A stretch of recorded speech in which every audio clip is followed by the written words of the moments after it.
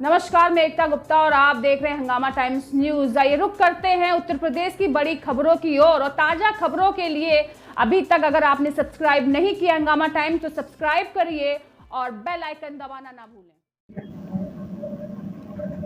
नमस्कार, मैं आज हंगामा टाइम्स से अल्पसंख्यक आयोग के परमिंदर सिंह जी हैं, जो अपनी बातों को लेकर क्या कहना चाहते हैं और सब चीज़ें बताना चाह रहे हैं। आइए हम बात करते हैं। सर, आपका बहुत बहुत धन्यवाद हमारे इस कार्यक्रम के लिए। तो सर, आप क्या कहना चाहते हैं अपने समाज और लोगों के बारे में? देखिए, मेरा तो एक ही निवेदन है कि वर्तमान की जो परिस्थितियां हैं और विशेषकर अगर मैं बात करूं सिख समाज की, तो पूर्व की सरकारों ने कभी सिख समाज की ओर ध्यान नहीं दिया, उन्हें अल्पसंख्यक नहीं समझा और उनको वो जो संवैधानिक लाभ प्राप्त होने चाहिए थे कभी उस ओर ध्यान नहीं दिया।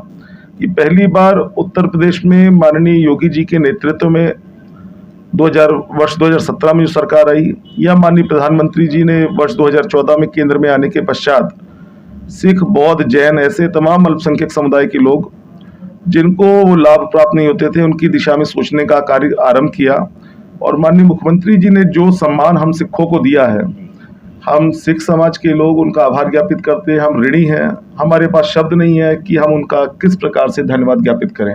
सर, जो उन्होंने बाल दिवस का जो एक चलन शुरुआत की, उसके बारे में क्या कहेंगे? देखिए, माननीय प्रधानमंत्री जी ने वीर बाल दिवस घोषित किया है। निश्चित तौर पे हम सब कृतज्ञ हैं माननीय प्रधानमंत्री के, लेकिन ये शुरुआत आदरणीय योगी आदित्यनाथ जी ने की।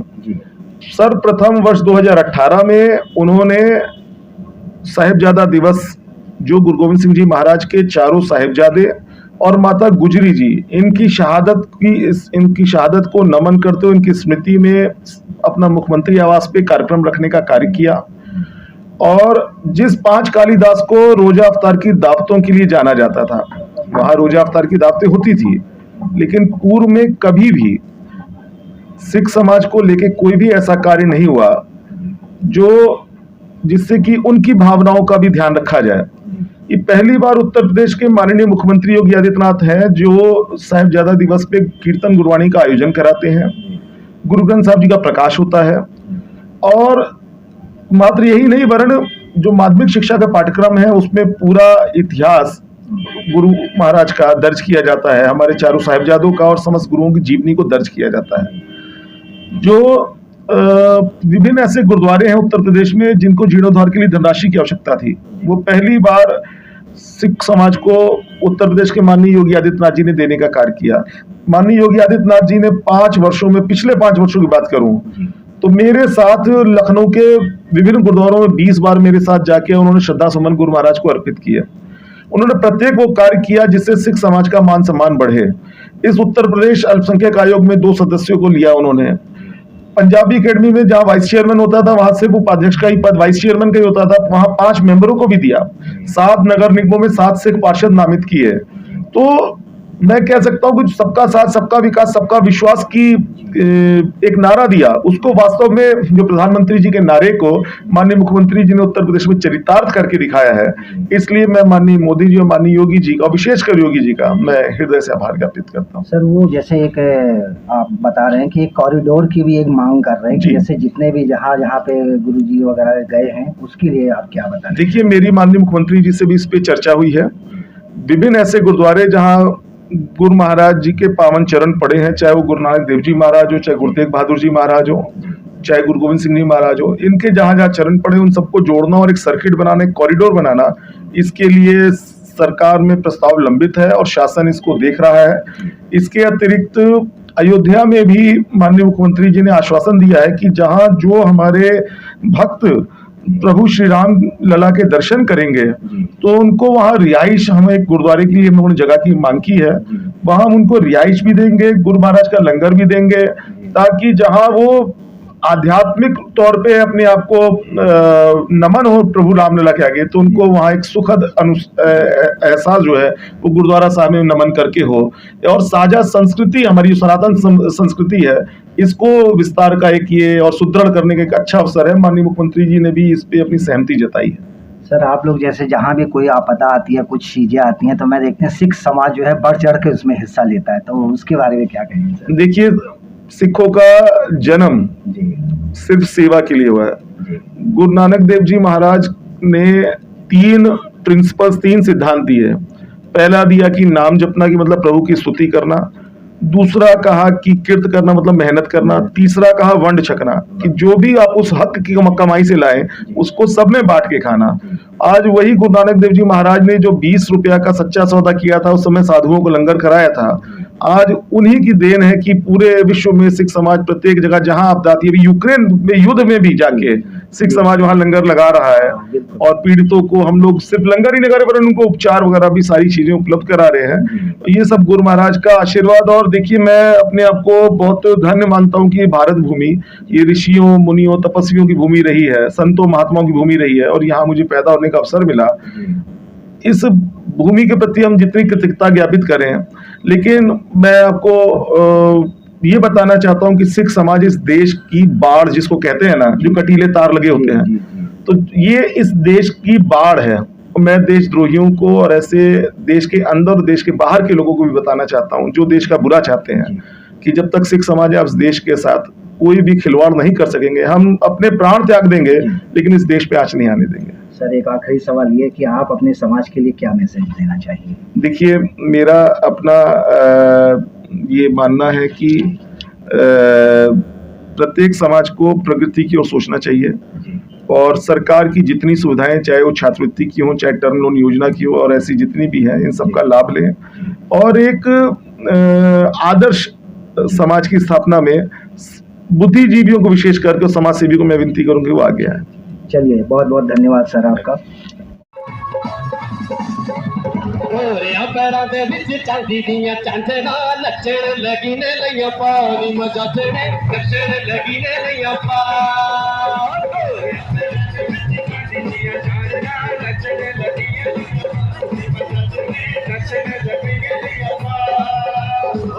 बुट्टे यारे नी तू पाई जावे बोलियां इन्ना तेनू नच्चण दा चावी मजाजणे इन्ना तेनू नच्चण दा चावी मुट्टे यारे नी तू पाई जावे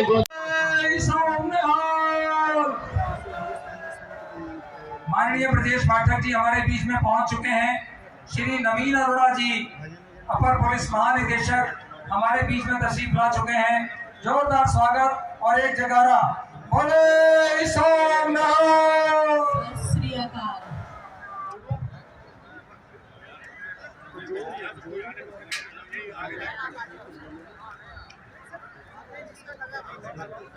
वो बैठता तो हुआ है।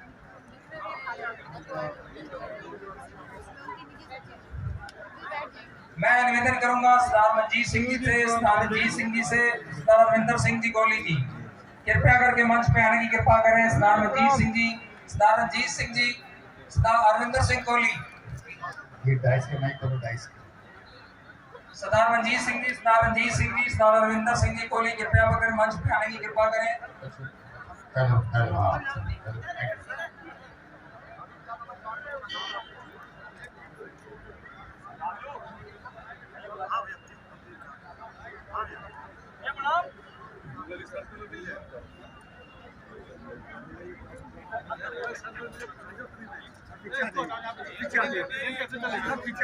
सम्मानित किया है, वास्तव में आपका हृदय से बहुत बहुत आभार प्रकट करता हूं। सिख समाज का गौरवशाली इतिहास रहा है, जहां कहीं भी अपने प्राण न्यौछावर करने की बात आई, जहां कहीं भी भारत को बचाने की बात आई, जहां कहीं भी धर्म को बचाने की बात आई, जहां कहीं भी अपनी संस्कृति को बचाने की बात आई, अपना भी सर कटाया और अपने अपने छोटे बच्चों का भी सर कटाने का काम यदि इतिहास में किसी ने किया है तो सामने बैठे सिख समाज ने किया। दूसरा उदाहरण हमारे सामने नहीं।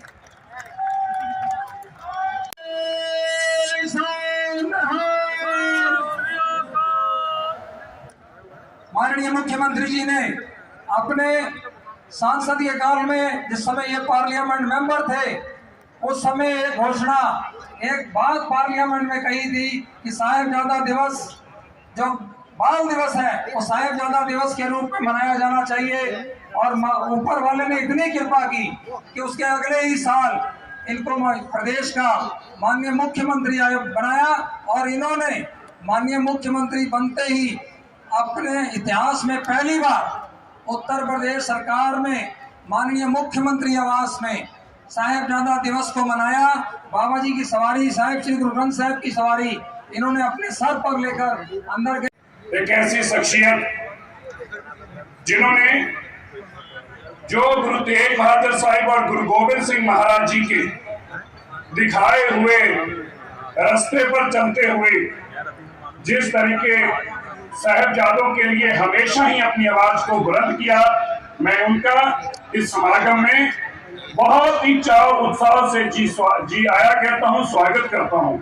माननीय उप मुख्यमंत्री केशव प्रकाश मौर्य जी, जो उत्तर प्रदेश में लंबे समय से हमारे समाज के साथ जुड़कर हमेशा हमारी आवाज उठाते रहे और इस बार हमारे यहीं से कैंट से चुनकर आए हुए, लंबे समय तक पंजाबियत और पंजाबी के साथ जुड़कर सेवा करते रहे माननीय ब्रजेश पाठक साहब, मंचसीन सरदार बलदेव सिंह जी, मंत्री उत्तर प्रदेश सरदार निर्मल सिंह जी, आलमबाग के अध्यक्ष और जिन्होंने आज इस समागम में बहुत बड़ा योगदान दिया, सरदार गुरप्रीत सिंह बग्गा जी, विक्की छाबड़ा जी पंजाबी अकेडमी से, मेरे साथ आए भूपेंद्र जी, सहगल साहब, अवस्थी साहब, मैं आप सबको जहां आपका धन्यवाद करता हूं।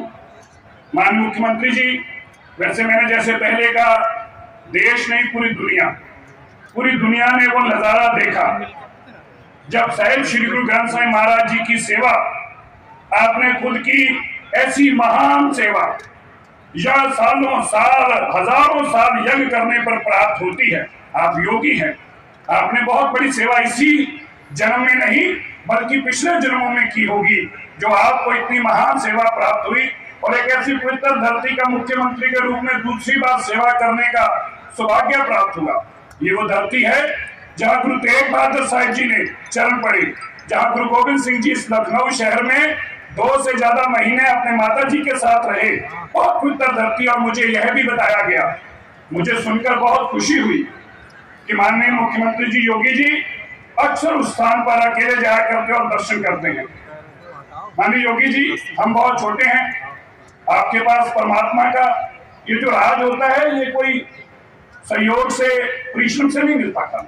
ये राजयोग परमात्मा की अथय आराधना करने से मिलता है।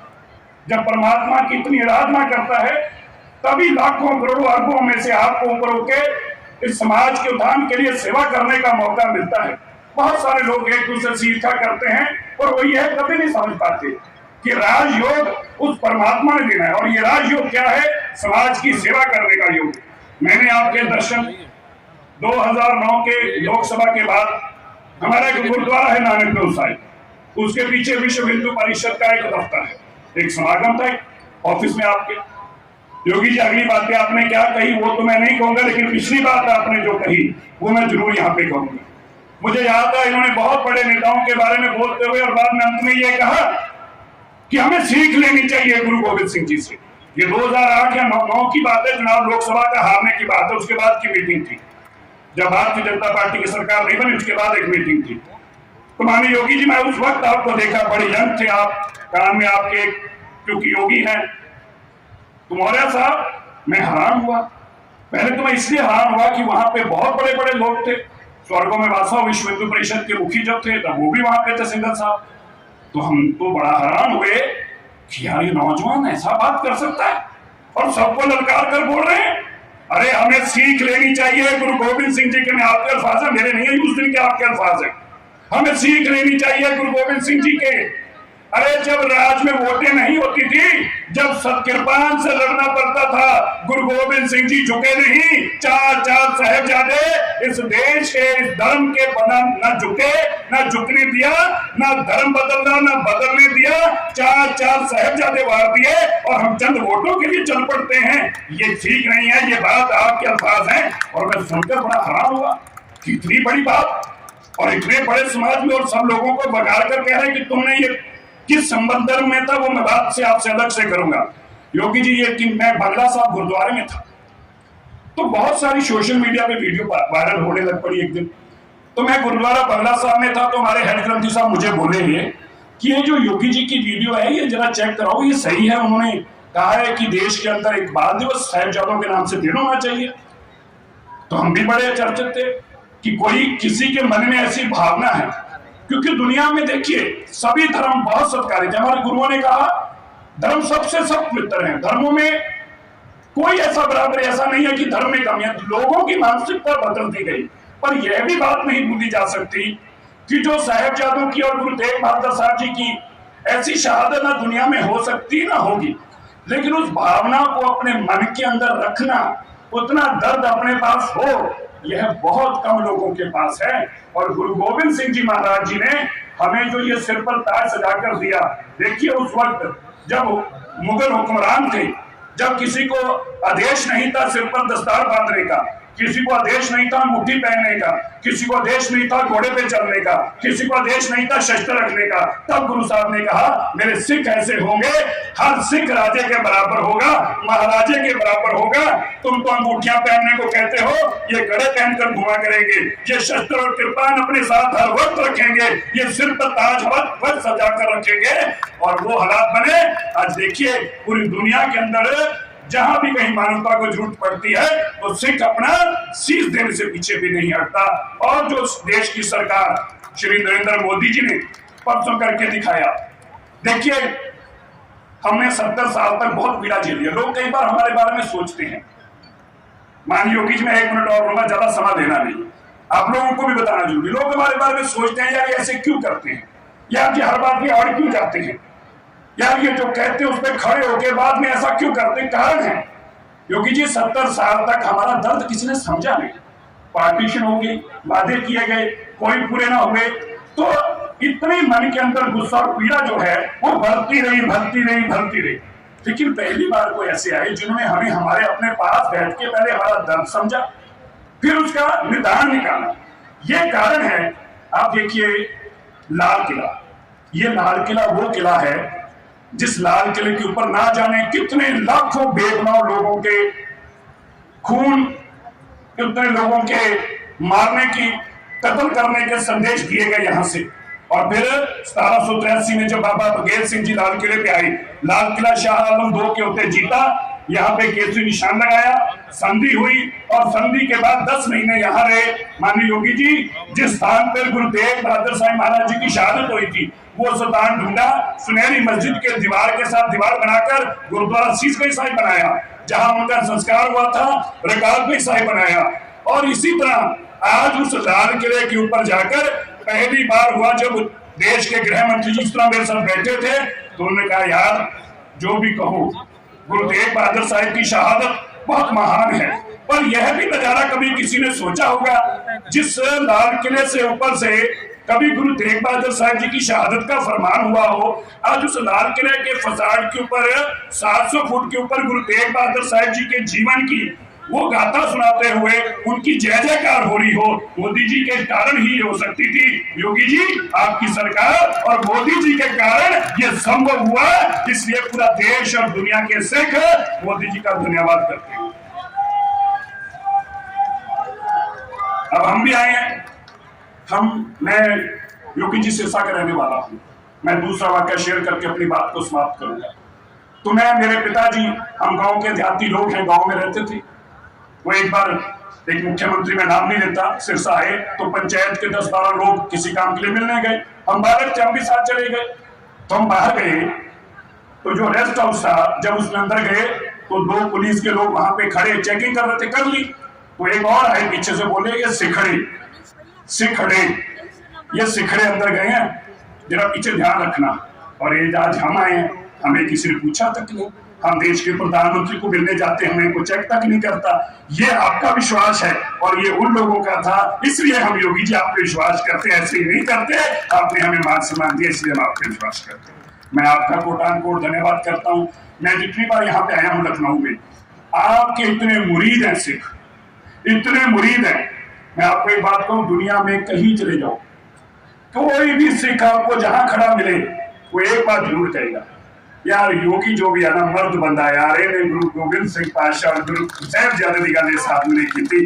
और करते करते कहाँ पहुंच गई आज देश की सरकार। मैं आप लोगों को बताना चाहता हूँ और हमें बड़ी छोटी सी बातें लगती हैं। इस देश के अंदर कोई भी धर्म के नाम से नेशनल डे नहीं मनाया जाता। जैसे 26 जनवरी 15 अगस्त मनाया जाता है, इसी तरह पूरे देश के अंदर वीर बाल दिवस मनाया जाएगा, जो दुनिया में पहला इतिहास हुआ है। 75 साल के अंदर पहली बार ऐतिहासिक हुआ है। इसकी भी शुरुआत मैंने कहा था, योगी जी जो पहले सालों सैकड़ों हजारों साल यज्ञ करना पड़ता है, तब जाके ये मानवता की सेवा करने का मौका मिलता है। और जब ऐसे यज्ञ करने वाले लोग कोई बात को मुंह से निकालते हैं तो सहसवा नहीं निकलती, परमात्मा ही निकलवा रहा होता है। तो आपने भी ये बात रखी कि होना चाहिए, तो प्रधानमंत्री जी ने पूरे देश को दे दिया। इसलिए मैं आपका कोटान-कोट धन्यवाद करता हूँ। ये आपके बहुत बड़े मुरीद हैं। ये जितनी बार मैं आता हूँ, पिछली बार हमारे गृह सचिव साहब भी वही थे, अवस्थी जी, जितनी बार आता हूँ इतने गुण सुनकर जाता हूँ, हर बात एक नई बात आप कर लेके जाता हूँ। इसलिए मन में आपके प्रति अथाह श्रद्धा और प्यार है। मुझे यकीन है मेरा एक एक सिख इस देश के अंदर तब तक सुरक्षित है जब तक आप जैसे माननीय मुख्यमंत्री हैं, हमें किसी बात का खतरा नहीं। और एक बात और योगी जी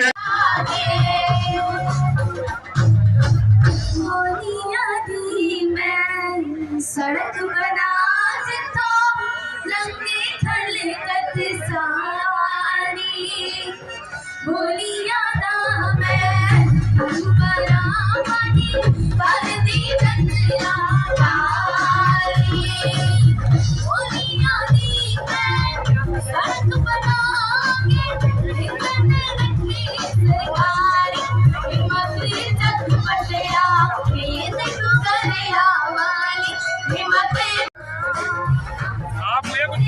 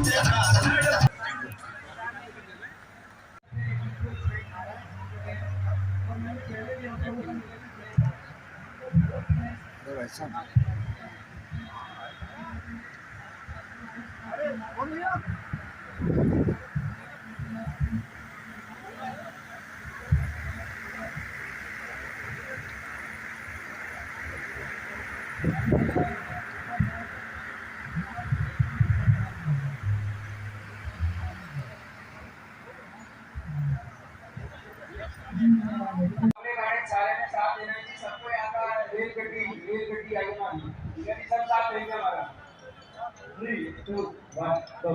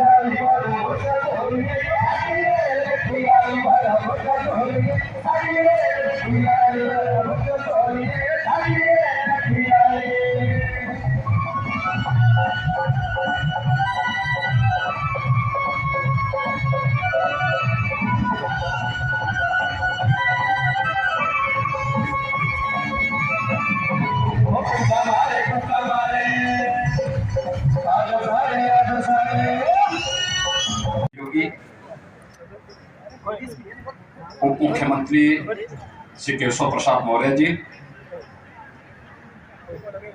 उप मुख्यमंत्री श्री ब्रजेश पाठक जी, प्रदेश सरकार में मेरे वरिष्ठ सहयोगी प्रदेश सरकार के मंत्री श्री बलदेव सिंह मोलक जी, यहाँ पर विशेष रूप से आज के इस कार्यक्रम में उपस्थित श्री मनिंदर सिंह सिरसा जी, महापौर श्रीमती संयुक्ता भाटिया जी, विधायक श्री नीरज बोरा जी, पंजाबी अकादमी के उपाध्यक्ष सरदार रविंदर सिंह छावड़ा जी, अध्यक्ष गुरुद्वारा आलमबाग सरदार निर्मल सिंह जी, सरदार राजेंद्र सिंह बग्गा जी, अल्पसंख्यक आयोग के सदस्य सरदार परविंदर सिंह जी, सिंधी समाज से श्री नानक चंद लखमानी जी, आज के इस कार्यक्रम में उपस्थित भारतीय जनता पार्टी के नेत्री श्रीमती अपर्णा यादव जी, उपस्थित सभी सम्मानित यहाँ पर उपस्थित भाइयों बहनों, आप सबको मैं इस अवसर पर हृदय से बधाई देता हूँ। आप सबका कोटि कोटि अभिनंदन करता हूँ। जब हम सिख गुरुओं की बात करते हैं तो हम सबको इस बारे में बहुत स्पष्ट होना होगा कि वास्तविक भारत के इतिहास की हम बात कर रहे हैं। भारत का मध्यकालीन इतिहास सिख गुरुओं के त्याग और बलिदान के बगैर तो अधूरा है। उस कालखंड में देश और धर्म की रक्षा कैसे की जानी चाहिए थी, यह सीख अगर हमें कहीं से प्राप्त हुई तो उस विपरीत परिस्थितियों में सिख गुरुओं ने अपने त्याग से, अपने बलिदान से, अपनी भक्ति और शक्ति की ताकत से पूरे हिंदुस्तान के अंदर वह ओज और वह तेज करने का कार्य किया था। और इसीलिए मुख्यमंत्री आवास सामान्यतः शासकीय कार्यों को संपादित करने या राजकीय अतिथियों के साथ संवाद का एक माध्यम होता है। लेकिन जब किसी एक आयोजन को करने का अवसर मुझे प्राप्त हुआ तो मेरा सौभाग्य था कि गुरु नानक देव जी के 550वें प्रकाश उत्सव के कीर्तन के कार्यक्रम को मुख्यमंत्री आवास पर आयोजित करने का सौभाग्य पहले मुझे प्राप्त हुआ। और उसके बाद इस कार्यक्रमों की श्रृंखला आगे बढ़ती गई। 2020 में भी और 21 में भी साहबजादा दिवस के कार्यक्रम को हम लोगों ने मुख्यमंत्री आवास पर ही संपन्न किया। और हम सब आभारी हैं प्रधानमंत्री मोदी जी के। उन्होंने 27 दिसंबर की तिथि को पूरे देश के अंदर गुरु गोविंद सिंह जी महाराज के उन चार वीर सपूतों की स्मृति को बनाए रखने के लिए आज की युवा पीढ़ी को देश और धर्म के प्रति अपने क्या योगदान हमारा होना चाहिए, इनके लिए और आज की माताओं के लिए भी जो त्याग और बलिदान माता गुजरी ने उस कालखंड में दिया था, उसका एक नई प्रेरणा प्रदान करने के लिए 27 दिसंबर की तिथि साहबजादा दिवस के रूप में, बाल दिवस के रूप में आयोजित करने के लिए पूरे देश का आह्वान किया, उसकी घोषणा की है। इसके लिए हम प्रधानमंत्री मोदी जी के हृदय से आभार व्यक्त करते हैं। भाइयों बहनों, और ये सच्ची तस्वीर है भारत की जो हम लोगों ने 21 अप्रैल को दिल्ली के लाल किले पर देखी। कितनी पीढ़ियां बीत गई हैं, कितने लोग उस दिन को देखने के लिए व्यतीत हुए, काल कलवित हो गए। और समय चले गए। गुरु तेग बहादुर जी महाराज ने आखिर अपना बलिदान किस बात के लिए दिया? अगर वे सामान्य होते, वे भी अपनी गद्दी की रक्षा कर लेते, उनको कुछ कर भी नहीं सकता, सुरक्षित रहते, अपने परिवार के साथ सुरक्षित रहते। और वे सुरक्षित रहते तो आगे गुरु गोविंद सिंह जी महाराज के 4 पुत्रों को अपनी शहादत नहीं देनी पड़ती। माता गुजरी को उस समय जब पूरा परिवार संकट में है तब अपने आप को बलिदान नहीं करना पड़ता, लेकिन गुरु तेग बहादुर जी महाराज का बलिदान किसके लिए था? कश्मीर के हिंदुओं के लिए, कश्मीर के पंडितों की सुरक्षा के लिए। अब याद करिए कि उस कालखंड में भी उनके मन में गुरु परंपरा के प्रति कितना विश्वास था। जब उन पर अत्याचार हो रहा था कश्मीर के अंदर, तो कहीं और नहीं गए, वह गुरु तेग बहादुर जी महाराज के पास आए अपनी याचना लेकर के कि हम पर यह अत्याचार हो रहा है, हमारा ये शोषण हो रहा है, हमारे साथ इस प्रकार का व्यवहार हो रहा है। तो गुरु तेग बहादुर जी महाराज ने कहा था कि लगता है कि कोई बड़ा बलिदान देना पड़ेगा। और बलिदान देने के लिए प्रेरणा कौन दे रहा है? गुरु गोविंद सिंह जी महाराज। क्या उम्र थी उस समय, लेकिन उन्होंने कहा कि आपसे बड़ा कौन हो सकता है। और फिर जो कुछ हुआ है किसी से छुपा हुआ नहीं है, और यही सच्चा इतिहास है जो आज दिल्ली में शीशगंज गुरुद्वारा के माध्यम से भी प्राप्त होती है। जो प्रेरणा 21 अप्रैल को प्रधानमंत्री मोदी जी ने लाल किले के प्राचीर के ऊपर से गुरु तेग बहादुर जी महाराज के प्रति नमन करते हुए जो भाव व्यक्त किए हैं, वह सचमुच पूरे देश और पूरी दुनिया के लिए एक नई प्रेरणा है कि इतिहास कुछ कालखंड के लिए झुटलाया जा सकता है, लेकिन अपनी सच्चाई उस सामने रखता ही है। और यही भारत का सच्चा इतिहास है। गुरु तेग बहादुर जी महाराज के प्रति, उनके त्याग के प्रति, उनके बलिदान के प्रति पूरा हिंदुस्तान और पूरी दुनिया नतमस्तक हुई। 21 अप्रैल की स्थिति को जब दिल्ली में लाल किले में गुरु तेग बहादुर जी महाराज की पूरी जीवन गाथा को पूरे देश और पूरी दुनिया ने अपनी आंखों से देखा, सुना। भाइयों बहनों, हम सबको इतिहास के अतीत की उन त्रासदीपूर्ण घटनाओं से प्रेरणा लेनी होगी, और इस बात को हमेशा ध्यान में रखना होगा कि अगर उस समय इस प्रकार की यातना नहीं होती, अत्याचार नहीं होते, शोषण नहीं होते, तो गुरु नानक देव जी महाराज ने तो भक्ति के माध्यम से अपनी पूरी विरासत को आगे बढ़ाया। भक्ति के माध्यम से किस प्रकार की सिद्धियां उन्होंने प्राप्त की थी, कौन नहीं जानता है। जब वो काबा में गए थे, अपने एक संत के रूप में, किस रूप में उनका व्यवहार था, अपना आराम कर रहे थे। एक फकीर कहता है, वहां का एक मौलवी कहता है कि भाई आप पैर काबा की तरफ क्यों किए? उन्होंने कहा भैया मुझे बता दो जहां ईश्वर का वास न हो, उधर मेरा पैर कर दो। कौन नहीं इस बारे में जानता है, सिद्धि की किस पराकाष्ठा में पहुंचे हुए थे। ये परंपरा हमारी थी, और उस परंपरा को भक्ति के माध्यम से आगे बढ़ाने का कार्य हमारे सिख गुरु कर रहे थे।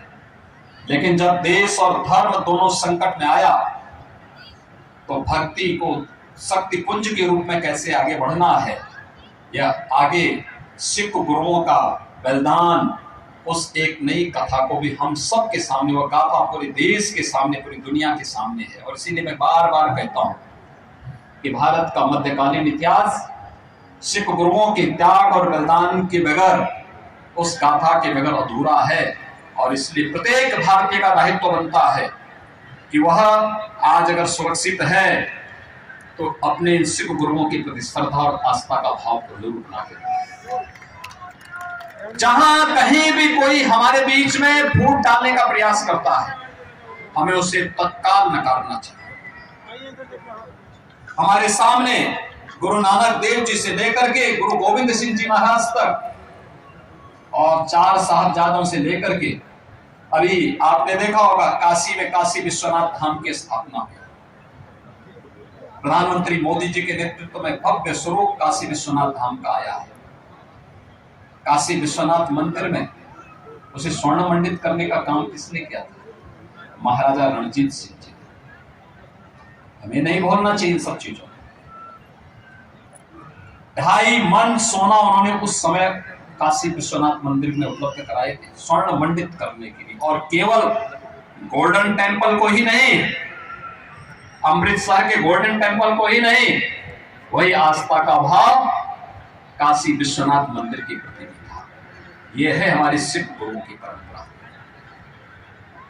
अयोध्या में राम जन्मभूमि को मुक्त कराने के अभियान की जब बात आती है, कौन नहीं जानता है सिख गुरुओं ने उस कालखंड में भी आवाज उठाई। और लखनऊ तो इस देश से आज का कार्यक्रम अत्यंत महत्वपूर्ण है। यहां पर तो 2 महीने तक गुरु गोविंद सिंह जी महाराज ने अपना बचपन व्यतीत किया था, और गुरु तेग बहादुर जी महाराज की कृपा भी यहां पर याह्यागंज गुरुद्वारे में सभी लोगों को प्राप्त हुई। एक ऐतिहासिक परंपरा हमारे साथ में, और मैंने इसीलिए कहा है कि कैसे यहां पर एक भव्य स्वरूप देना, इसकी कार्य योजना बनाइए, हम लोग इसमें सहयोग करेंगे, मिलकर के इस कार्यक्रम को आगे बढ़ाएंगे, एक नया इतिहास बनेगा, हम आने वाली पीढ़ी को कुछ दे पाएंगे। उस कालखंड में जब आवागमन के साधन नहीं थे, तब गुरु तेग बहादुर जी महाराज और गुरु गोविंद सिंह जी महाराज याह्यागंज गुरुद्वारे में उस कालखंड में रुके थे, रहे थे। उस समय की विरासत आज भी हमारे पास है। इसको न केवल अक्षुण्ण रखना, बल्कि इसको उसी के रूप, भव्य स्वरूप देना, उस प्रकार का एक भव्य रूप हम उसको दे सकते हैं, और मिलकर के इस कार्यक्रम को हमें आगे बढ़ाना चाहिए।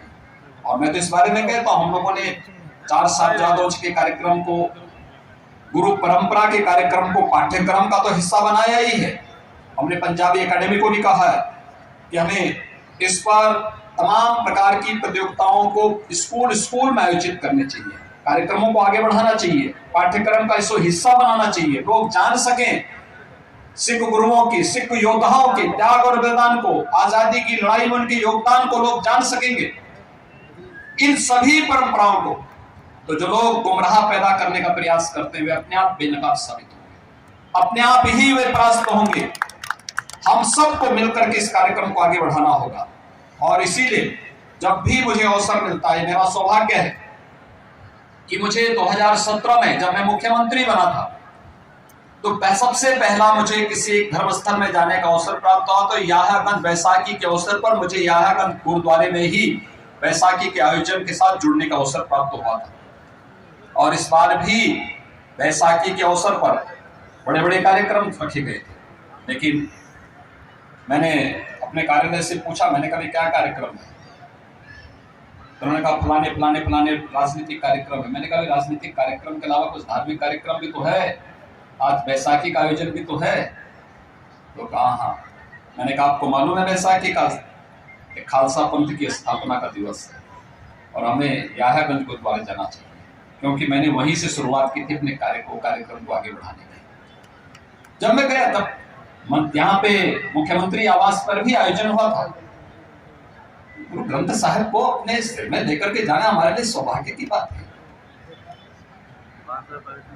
भारत की परंपरा है ये श्रद्धा और सम्मान का भाव। हम अपने अतीत को, अपने इतिहास को सम्मानित कर रहे हैं, अपनी गुरु परंपरा को सम्मानित कर रहे हैं, क्योंकि उन गुरुओं के त्याग और बलिदान ने आज हमें सुरक्षा दी है। उनके त्याग और बलिदान ने भारत को भारत बनाने में योगदान दिया है। हम कैसे इसको विस्मृत कर सकते हैं? और इस श्रद्धा और सम्मान का भाव जब भी किसी समाज के अंदर होगा, वो समाज अपनी जीवंतता को हमेशा बनाए रखेगा, हमेशा बना के रखेगा, और हमें अपनी इस जीवंतता को इस श्रद्धा और सम्मान के साथ बनाए रखना ही पड़ेगा। आज के इस अवसर पर जब हम लोग गुरु तेग बहादुर जी महाराज के 400वें प्रकाश पर्व के कार्यक्रम को यहाँ पर संपन्न करके एक नए उसके साथ आगे बढ़ रहे हैं, मैं फिर से यहाँ पर कहूँगा, याह्यागंज गुरुद्वारे को लेकर के और अन्य कार्यक्रमों को लेकर के राज्य सरकार इसमें भरपूर सहयोग करेगी, और हमें उस कार्य योजना को लेकर के स्थानीय स्तर पर प्रशासन के साथ मिलकर के एक ठोस कार्य योजना बना करके आगे बढ़ाना पड़ेगा, क्योंकि बहुत ऐतिहासिक कार्य हो जाएगा, ऐतिहासिक कार्य होगा। उस ऐतिहासिक कार्यक्रम के साथ अगर हमें जुड़ने का अवसर प्राप्त होता, तो हम लोग इसे और अच्छे ढंग से आगे बढ़ाने में मदद मिलेगी, और आने वाली पीढ़ी के लिए एक नया केंद्र बिंदु प्रेरणा का स्थल हम लोग देने में सफल होंगे। मैं आप सबके प्रति इस अवसर पर एक बार फिर से 400वें प्रकाश वर्ष के कार्यक्रम के अवसर पर आप सबको मैं हृदय से बधाई देता हूं। राज्य सरकार की ओर से आप सबको कोटि कोटि बधाई और शुभकामनाएं। धन्यवाद। जय हिंद। महाराज जी का बहुत बहुत धन्यवाद। एक हमारी बेटी इसी शहर की है, बहुत सारी अचीवमेंट इस बेटी ने की है, लगे हैं इस बेटी के नाम के, और इसकी ड्यूटी भी लगी है जो नई शिक्षा प्रणाली आई है उस शिक्षा प्रणाली को अलग अलग स्टेट में जाकर दिखाने के लिए मैं पंजाबी सनातनी महासभा समाज अयोध्या, क्योंकि इतना पुराना मसला इसी सत्र में हल हुआ। माननीय हमारे प्रधानमंत्री जी ने अयोध्या हम लोगों की झोली में डाली, और ये अयोध्या का सम्मान देने के लिए पंजाबी सनातनी महासभा, मैं उनका भी बहुत बहुत अभिनंदन करता हूँ। ब्रह्मजोत कौर, मैं निवेदन करूंगा ये अवार्ड के रूप में हम लोग ब्रह्मजोत कौर को माननीय मुख्यमंत्री जी सम्मानित करें। इस बेटी ने बहुत सारी हमारी बेटी डॉक्टरेट भी कर चुकी है। बोले